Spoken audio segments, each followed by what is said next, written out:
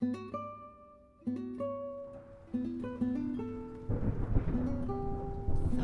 Mouth Theatre presents... Hello, it's Floyd Kennedy here, writer, creator, producer of Am I Old Yet? Podcast.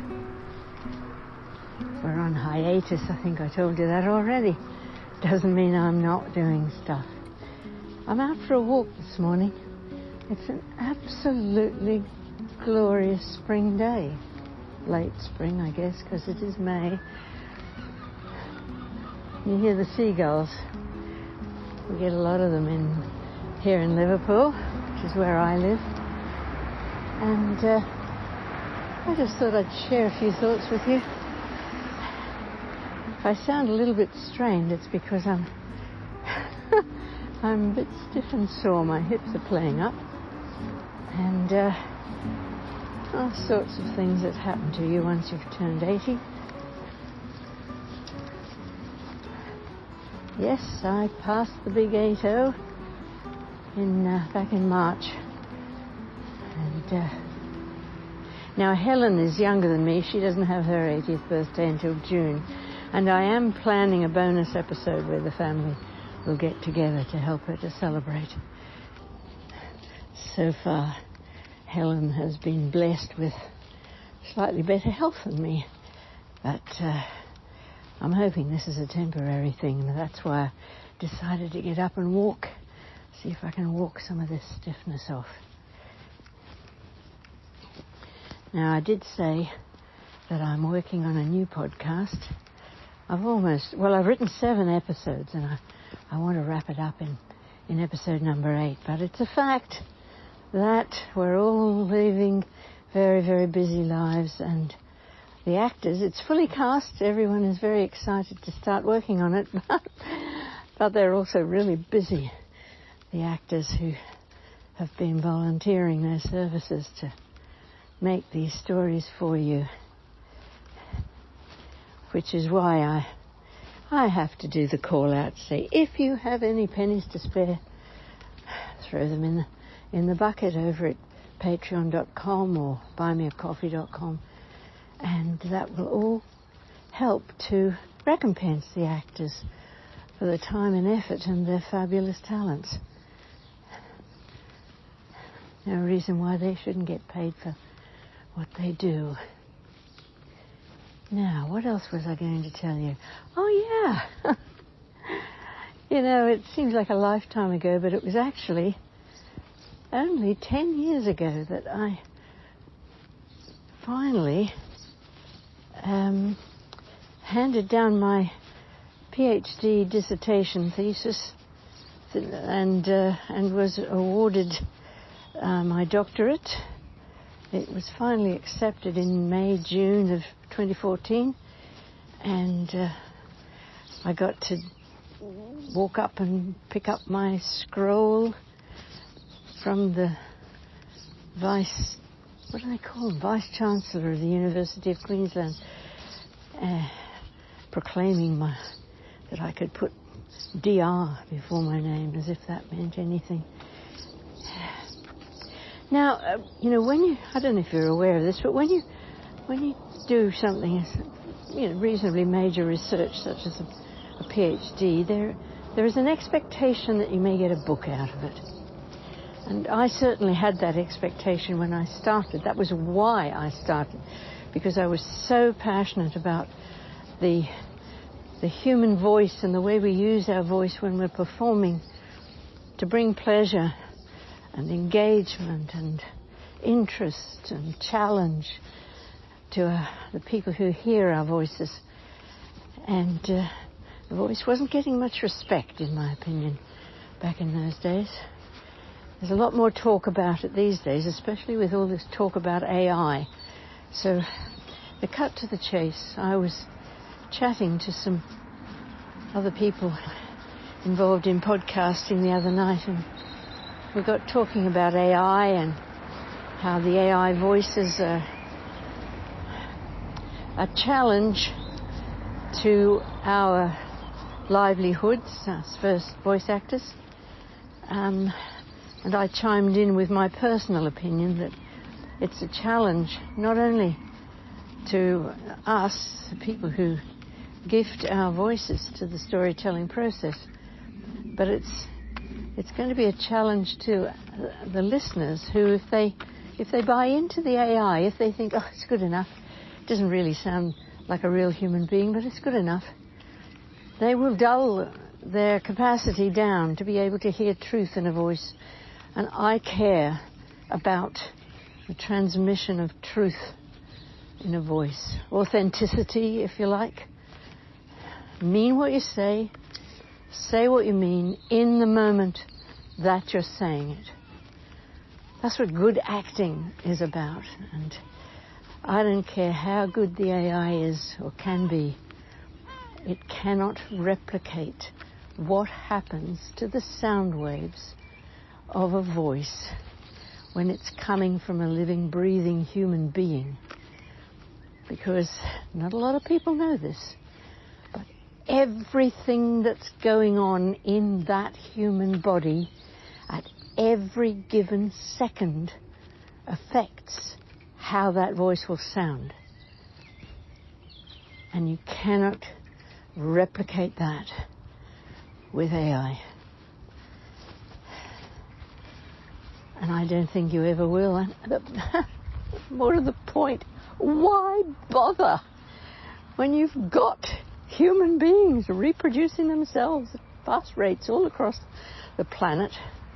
Why do we need to replicate them in a mechanical form and replace one of the greatest gifts that we have to give to each other, which is the genuine sound of our voices, saying what we mean and meaning what we say. Anyway, did I say something about long story short? I should stop doing that. I can't tell a short story. So, upshot of my involvement in that discussion the other night about AI voices, I shared a little bit of my passion for the contribution that the human voice is capable of making.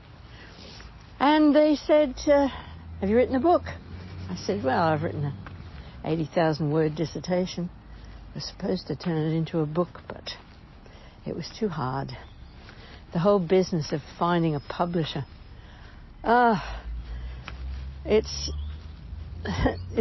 just as hard as getting people to contribute financially towards the production of a podcast. As finding a publisher. However, they did get me back to thinking about it and getting excited about it. So I am going to drag out the PDF of my dissertation and give it a jolly good shakedown and have a look at it and see if I can maybe adapt it into something not so much for an academic audience but for general consumption. And try to do that thing that was my goal when I decided and agreed to do a PhD, which was to raise the profile of the human voice in our awareness, give it a little bit of respect, share with people who are not aware. Because let's face it, we're if we're lucky enough to be born with a physical sounding voice, not everybody is, but those of us who are, we just, it sort of comes with the territory of being alive as far as we're aware. And we grow up, we learn how to speak without knowing that we're learning how to speak. We just do it, and we don't think about our voices until something goes wrong with them. And then we think, oh, that's interesting. So, yes, I'm not going to witter on any longer. This is just, I'm halfway around the park, and this, chatting to you as I walk, actually took my mind off the pain in my hips. I should do this more often. And, have I got anything else to report back? I don't think, no, not at this time. I shall stop wittering. And, it's not that I'm ungrateful to the invention of AI, because AI is, as I speak, transcribing my speech into text, which I will go home, upload, download, and edit very thoroughly, because it doesn't transcribe all that accurately. Especially if there's birds and traffic. Can you hear that? It's a crow. I wish I knew what particular bird sounds were like. Is that a crow or a baby? And that lovely tweeting sound. Tweet, tweet.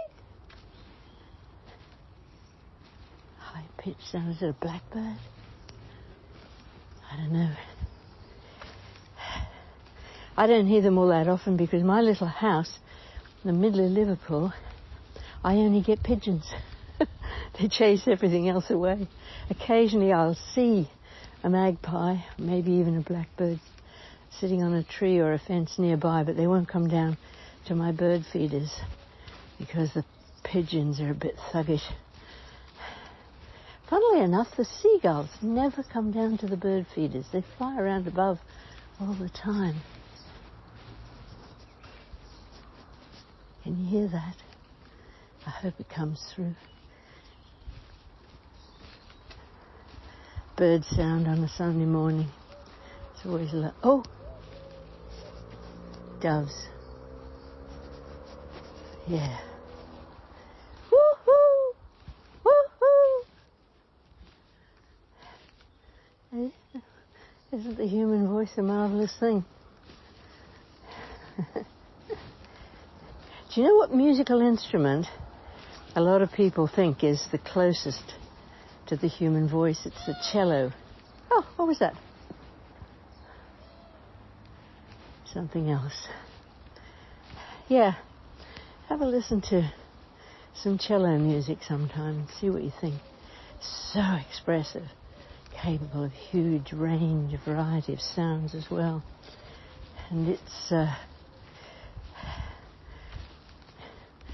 a built thing, obviously, made from wood, which resonates in the shape, two curves attached to each other so that you get multiple resonances, and a bow on unfretted fretboard so that the changing length of the bow, just like the changing length of the vocal folds, is made to change its pitch by the action of the human fingers, and those human fingers will have an effect on those strings that's not the same as if there was some mechanical arm coming down and pressing on those strings.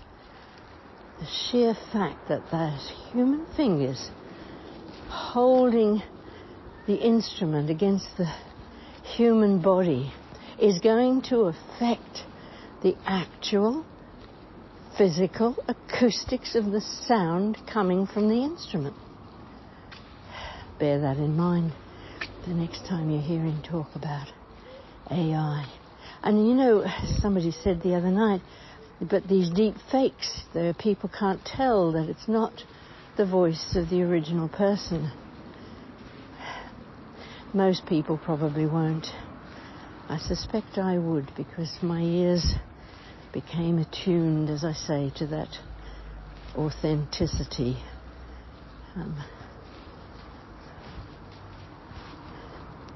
I've always been pretty good at telling when people are lying. A good liar, like a good actor, actually means what they say in the moment that they're saying it.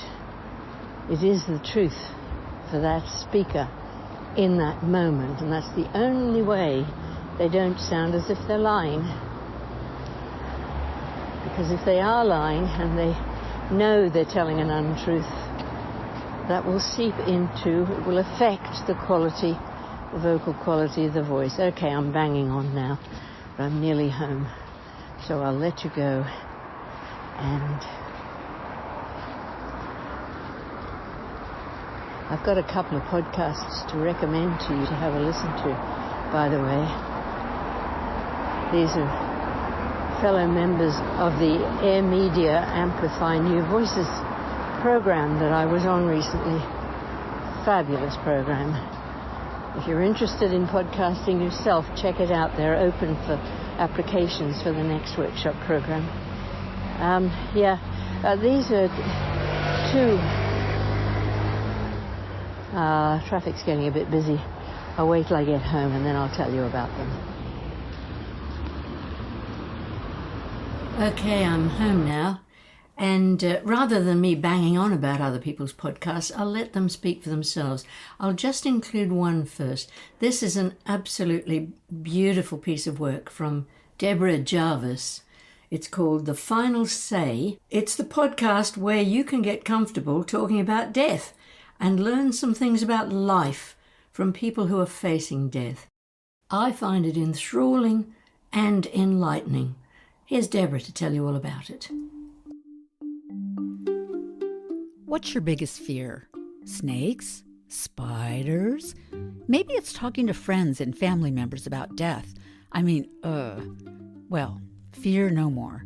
I'm Deborah Jarvis, the host of The Final Say, Conversations with People Facing Death.